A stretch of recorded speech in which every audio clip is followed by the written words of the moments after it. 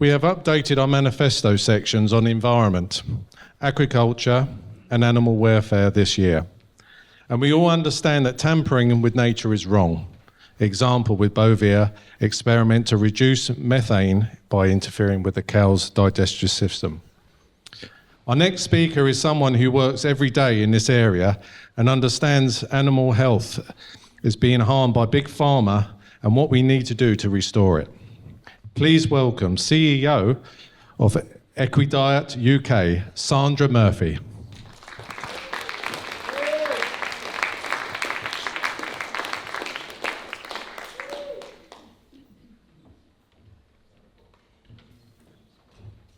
Thank you very much.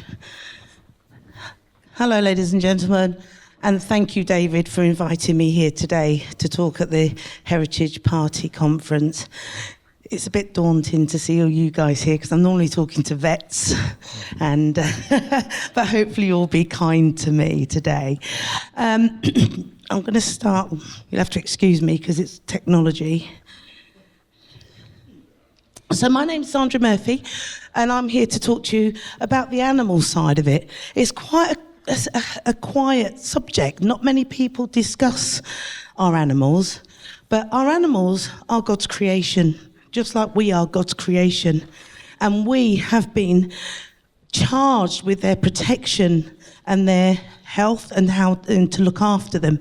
We've been given dominion over the animals so that we have charged them, but we haven't been, we're not here to exploit them. And I've seen over my 50 years of working with horses how these animals have been exploited. So I'm going to just go into my presentation now. And it's called Going Back to Nature, We Are What We Eat. Okay, so a little bit about myself. My name is Sandra Murphy. I am a BSc Equine Sports Science. So I specialise in equine, but I'm also specialising in my master's in animal nutrition. So I am now working with cattle as well as dogs and cats as well. So I've been a horse owner for over 50 years, and I've been in the equestrian industry for over 50 years. So my daughter actually happens to be the youngest British eventer in history. She was 12 years old. She was competing against the now Olympic champion. And so she was 12. Thank you. I'm also a veteran of the RAF. I was in the RAF for 12 years, and I was one of the only ethnic minorities to ever ride for the Royal Air Force. So that was... So I created Equidiet UK Limited in 2014, and I pioneered a concept of equine nutritional hydrotherapy, which gained a European patent, and I'm the 9th black woman in the history of the UK since 1817 to get a patent. However, you won't hear about it because what I do has disrupted the market so much that they want to keep me down. Yeah, and you'll know what I mean when it comes to people as well and the pharmaceutical industry. So if you, when I talk about it, you'll understand where it's coming from. So also I created the world's first liquid feed for horses, and it reduces the incidence of impaction colic. 89,000 horses die of impaction colic every year, and there is absolutely no need for them to do that. And gastric ulcer syndrome is another issue as well that's huge in the equine industry. But I've been awake since 2008. And it's a family thing. I don't know if anybody knows this chap. Does anybody recognise this chap? It's allegedly Dave. Yeah, that's my brother. Don't give him the credit. No, but that's my brother. So if you know allegedly Dave, you'll know that there is only one way to go, because he's been doing this for a very, very long time. And you know Dave? Yeah, there you go. So Kate knows Dave. So yeah, it runs in the family. So this is, you can lead a horse to water, but you can't make it drink, right? Is that right? That's 1,000 years old, that saying. Okay, 1,000 years old. There you go. You can lead that horse to water. She's not touching that, is she? Not interested. But I've developed something that now you can. Yeah, I haven't forced her. But yeah. I haven't forced this horse to drink. But she's just taken 5 litres of water just then. Just like that. Yeah? So yeah, these are all the different products that I do. It's not about the products, it's about what you've just seen. Yeah? So now you can lead a horse to water and you can make it drink. There you go. So, I want to talk a little bit about the foods that we're feeding. Now, we've all known in recent years how the food that we're being given and we're exposed to isn't actually really quite good for us. Does anybody know of all the foods that are not good for us? The ultra-processed foods and all that. We're starting to realise that these foods are coming in and it's not doing us much good. So this is the actual food pyramid that we've been subjected to over the last few decades, yeah? And if you look at the food pyramid, can you see? Sorry, I'm in the way. If you look at the food pyramid there, you can see that at the bottom, which is the most, how much we should have of the most, which is all non-structural carbohydrates. We're looking at bread, pasta, rice, yeah? And they say that this is what we should be eating most of. Does everyone agree? No, you don't now. No, you don't, because you know now. But then you go further up the list, you've got your fruit and your veg, then you've got your meat and your dairy, and then at the top you've got oil and cream cakes by the look of it, which really should be a little tiny bit, okay? Because we all need a treat now and again, but not like as a daily thing. But it's the same with animals as well. Now, most herbivores, obviously their main diet is forage. We all know that. But there's a lot of grain and a lot of supplements that are now going into animal feeds that shouldn't actually be in animal feeds, because we are being lied to about the amount of nutrients that there are available in forage, especially in the horse world. So these sections are contributing to the ill health of humans and animals. So the history of food. There we go. This guy here, we don't see many around like this nowadays because we don't have to go and hunt for our food. But in prehistoric times, man was quite ripped. He had hardly any body fat because before he got up for his Kellogg's cornflakes, he had to go and hunt his food. Yeah? There was no such thing as breakfast, because it is what it says in the name, break fast. Yeah? So you break your fast by carbohydrates. Okay, so he went out and fetched his food, and his food consisted of what you can see here: fish, meat, chicken or fowl, yeah, and then a few nuts, seeds, berries and that sort of thing. And occasionally they would find honey. Yeah, and honey was a big prize for prehistoric man, yeah, because it allowed them to put on a lot of fat to be able to store that for energy, okay? And we have a system within us that actually converts that sugar, that amount of sugar, to fat. And that's a survival mechanism, because if we didn't have that survival mechanism within us, we would die. So we have it's called the metabolic system. And this is what they're playing on everybody at the moment with this metabolic system. And I'll go into that in a moment. So prehistoric horses, again, lots of forage, the few nuts, crab apples, whatever they could forage, they would eat. But there's no grain in there apart from the seed tips of grasses. That's all the grain that's in there. The issue we have with our horses is they're having too much grain, just like we're having too much sugar. Does that make sense? Yeah? You can see the prehistoric man there. He went hunting for his food. He'd find chicken, meat, and then he would be quite fit because he'd be running, he'd be spending a lot of time outside. And so he was the actual body condition lasted for thousands of years. Thousands of years, okay? Here we go. So, how long are we going to last? Yeah? Because man doesn't have to go and hunt his food anymore. It comes by Uber Eats. Yeah? It comes by KFC. We don't have to run for a Subway. We don't even have to run down the Subway because they're on every corner. You know, food is so much more available and we're not getting the exercise. So how long do you think we'll last as a population if we carry on doing this? We're not going to last thousands of years. We may last hundreds of years from now on. So we really have to look at what's going on with our food. The other thing I want to just touch on very quickly is these highly processed oils. Highly processed oils. They are omega-6 oils.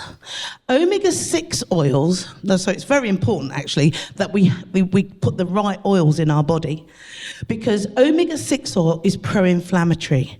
So all the oils that you cook with, they tell you vegetable oil, rapeseed oil, all these oils are pro-inflammatory. They create inflammation in your body.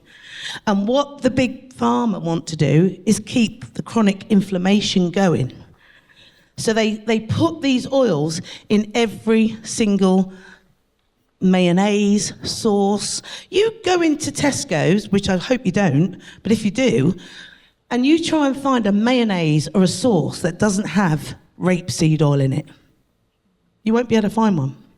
Because well, I know there's one, it's called aloe, and it's made of aloe vera. And it's very, very nice, but it's very expensive.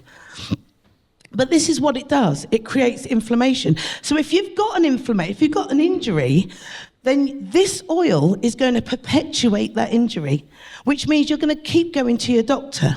You're going to keep going to get your pharmaceutical drugs, yeah? But it's because you're putting the wrong oil in that's not helping your body to heal. Yeah? So highly processed oils are soya, rapeseed, vegetable, sunflower, corn, rice bran, cottonseed. These are all the oils that are going to keep perpetuating inflammation within your body. Does that make sense? Yeah? So omega-3 is anti-inflammatory. Now this is Mother Nature's healing oil, omega-3, okay? So if you can imagine, pharmaceutical companies weren't around 1 million years ago. But omega-3 oil has been around forever, okay? But it's in the different forms. So it promotes healing. It promotes vasodilation, which means the blood can go through to your injury very well, very easily. It increases cardiovascular function, and it also, there's lots and lots of really good properties of omega-3.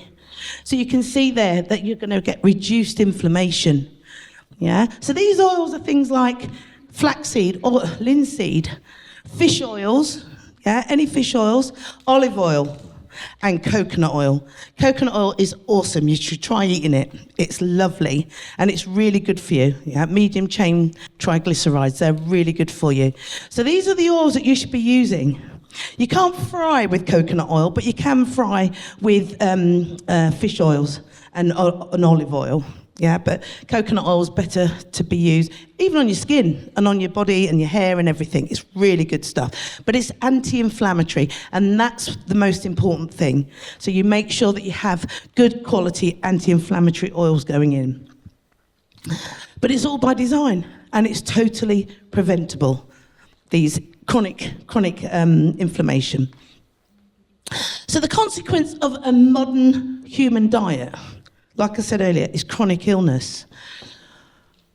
66.2% of men and 57.6% of women are overweight and obese in the UK.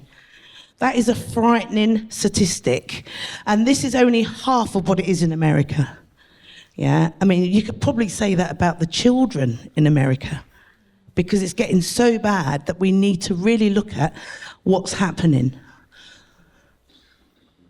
By 2030, 74% of men and 64% of women will have type 2 diabetes. Now that is another shocking statistic, because type 2 diabetes doesn't have to be. It's a completely diet-related issue. Yeah, type 1, unfortunately, isn't. Type 1 is where you're born without the insulin production. But type 2 is totally preventable. okay? 420 people die of heart disease, and of that, 725 will die of a heart attack, and then 115 will be younger than 75. Isn't that scary? That's a really scary statistic, guys. But again, it's all by design. It's all totally preventable. So let me talk about just the equine side, because obviously that's my model. That's what I work with. Now, when they were talking about the pain and everything of babies and everything, I go through that every day with the horses. And it is horrendous what I have to deal with when I go out and see some of these horses. So, up to 50% of leisure horses, including ponies, have equine gastric ulcer syndrome. Now, that is where the stomach is eroded, yeah? It's where acid is burned into the stomach, and it's eroded the stomach to the point where hydrochloric acid burns in. Every time they eat something, they get hydrochloric acid burning into open sores in their stomach. Does that sound nice? No. So when you get horses that buck and rear, yeah, or they don't want their saddle tightened up, it's because the saddle goes right across the stomach. And that is why we're having massive epidemics of gastric ulcers, because they're fed too much sugar, too much grain. The reason why we fed so much grain is, can you remember the cart horses? Yeah, cart horses. I know, I'm not saying that you're old enough to see them on the land, but farmers used to use horses to plough the land. And they had to replace the glycogen in their muscles by feeding them grain. Yeah, because those horses got up the next day and ploughed another 5-acre field. So they utilised all of that glycogen. It was never left to do anything nefarious in the system. But nowadays, they're still being fed the same food, but they're not doing the work. They're literally being fed a bucket in the morning and a bucket in the afternoon, which is literally eroding their stomach, okay? Between 60 and 100% of racehorses, and I know that's a statistic that it sounds amazing, but 100% of racehorses have gastric ulcers. They are all on omeprazole, which is like your Gaviscon. Yeah, every day. They have to have a tube of Gaviscon every day. And it's withdrawn 15 days before they race. So you can imagine their pain relief is being withdrawn 15 days. So they're having excruciating pain and they're running. Yeah, so you guys can put a bet on them. I hate it. I want them to run healthy. And then I'll be happy to put a bet on them if they're healthy, but not when they're absolutely struggling with these ulcers in their stomachs. And I know of a way, I've got a solution. Right, so 96,000 horses and ponies are diagnosed with equine metabolic syndrome, leading to laminitis. I don't know if you have any horsey people in here. Anyone? Horsey? Okay, so you understand laminitis. Okay, I'll show you that now. See that there? See that second picture over there? See where that bone in the middle of its foot is peeling away from the inside of the hoof? The horse is... The inflammation that's caused by too much sugar production, yeah, and insulin resistance causes that hoof to peel away. And the horse has to lean back on its feet like that because it can't stand on the weight on the front of its feet because its bone is going through the bottom of its hoof. The pain is excruciating.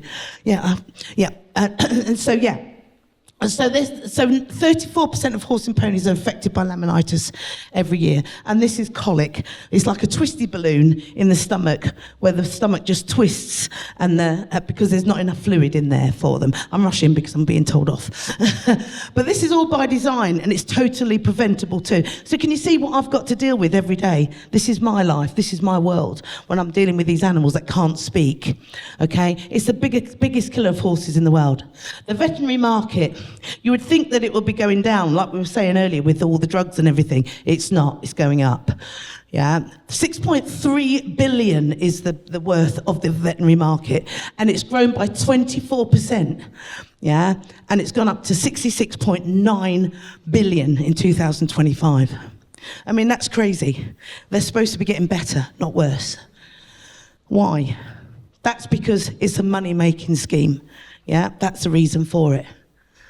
So what do we have to a choice in what they eat and what we feed our horse and livestock? We are what we eat. This is what we should be having. This is how the food pyramid should look like. We should have more meat and dairy and eggs at the bottom, fish and meat, and then at the top some fruit and veg. There is no carbohydrates on there. You can't see we shouldn't be eating carbohydrates at that level. Yeah? And the same with horses and animals. We should have more forage, water and oil for energy rather than grain. So this is one of the reasons why I've developed what I've done. Anyone got cats and dogs here? Yeah. Have you noticed that the cats and dogs are getting more poorly? No, good, right? But they're getting more allergies, they're getting more cancers. It's because they're getting the wrong food, yeah? They're getting things like kibble. And you know that great animals like dogs and cats, they shouldn't be having kibble because that's, again, is grain. Yeah, sorry? No, and vaccinations, yeah, absolutely. They don't need them. Vaccinations weren't around a million years ago. Why are we doing it? Money, yeah? And so cats and dogs are obligate carnivores. They should just be eating raw meat. You wouldn't feed a pepperoni pizza to a lion in a zoo, would you? No? It's a meat feast. But no, if you kept feeding a pepperoni pizza to a lion in a zoo, within 3 months it'll be dead. Yeah, it's not species specific. It's got to be. And our dogs, all right, they are facultative carnivores, but they are predominantly meat eaters, and raw meat the better. The rawer the better, basically, for a dog. Yeah, and so they do eat the odd vegetable, carrots, stuff like that, but raw meat is the best way. If they can't eat raw, cook the meat, but don't put kibble, don't put your biscuits in with it because they should be having grain. So what are we growing too much of? We're actually growing too much commodity crops. We're actually growing too much rapeseed, grain, sugar beet, wheat. And what we should be growing, we should be actually growing more vegetables for ourselves. The farmers should be growing more veg, and they should be growing forage for our animals. That's what we should be growing in the fields. So what could be the solution? Alfalfa, lucerne, is an alternative grain, alternative to grain-based feeds. It's got a very high yield, yeah, so it grows, you can get 2 or 3 cuts off this every year. It also is drought resistant, so it puts its roots really deep, and it also fixes nitrogen. So it actually takes nitrogen out of the air and it fixes it in the roots, which means that that soil has got its own nitrogen, a biofertilizer. So we can cut down on the use of fertilizers because it actually fertilizes its soil. And also, we were talking about Bovier. We all heard about the Bovier scandal. They tried to put drugs into cattle to stop them burping, not farting. They don't fart. They burp, yeah. And it's called eructation, and they burp. But we've got a way of producing a feed that actually alfalfa increases the speed that it goes through the rumen, which reduces the H ions, which reduces methane naturally. We don't have to put chemicals in them. Yeah. It also, the use of a polyunsaturated fat utilises those H ions again and makes the fat that goes around the meat. So that's good again. Okay, because we're using up those H ions. So replacing grain-based feeds, we're currently researching a complementary feed that replaces high carbohydrates for the cattle as well, and it also causes them to take in lots more fluid. So we're working with hot countries across the world, like Africa and Australia as well. And so that's what we're doing with the cattle ration.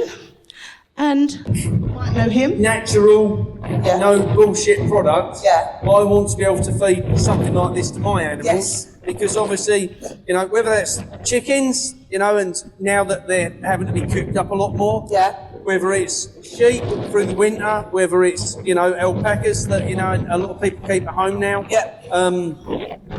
This seems to answer a lot of questions. It does. to me. Ticks lots of boxes. Yeah, it ticks lots of boxes. So, Sandra, Thank you. thank you for hosting us while we've been in Lincolnshire. It's my pleasure. And, Thank you. And guys, keep watching. We're going to be back with loads more. Bye-bye. Thank you, Mark. So you all know Mark, the bowler hat farmer. He's doing a great job and he's fought the system tour all over the UK. I'm working with Mark and other people that he's introduced me to. But all I'd say would be please support what I'm trying to do. It's trying to develop feeds and processes that keep animals healthy, not just horses, but farm animals, dogs and cats as well. Thank you, everybody.